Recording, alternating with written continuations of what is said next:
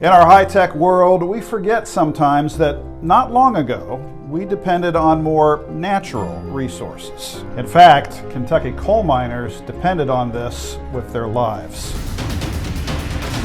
It looks really basic from the front eye view when we talk about bird cages. When we think about bird cages, we see them as these elaborate things with fancy wiring and all this. This is just made out of wood. Kind of looks like Lincoln logs on the sides of it with the little pegs, and just has a little porcelain dish on the side. It's very lightweight, which was perfect for it to be brought down into the coal mines. Canaries have been actually domesticated since the 1600s when Spanish sailors kind of colonized the Canary Islands. The first thought we think of is that classic Victorian parlor look of it being some sort of rich family's pet.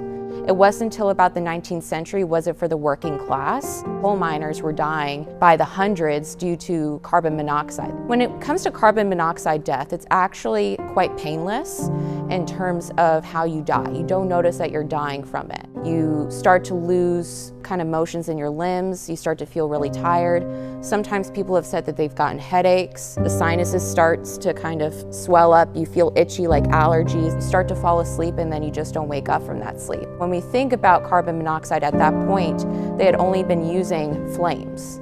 So when the flames danced, they would then get out of the mine. But that only worked so often. So they switched over to smaller animals such as rats, mice. But even then it wasn't as effective as using a canary because the canary takes in more oxygen than the human. So in about 20 minutes, breathing in carbon monoxide, the canary would start to no longer sing. When the birds would pass, they would give them funerals, sometimes little bird coffins. There's also photos of miners holding their canaries before they went down into the mines.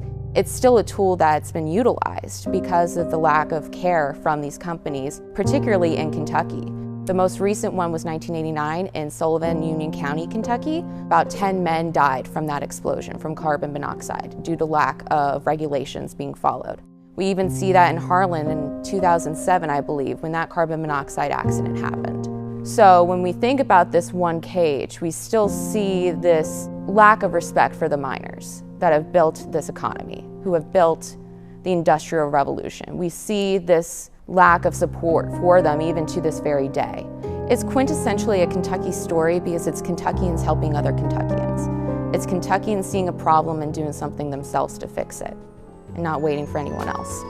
For more information, visit us online at history.ky.gov. From the Kentucky History Center and Museums in downtown Frankfort, I'm Doug High.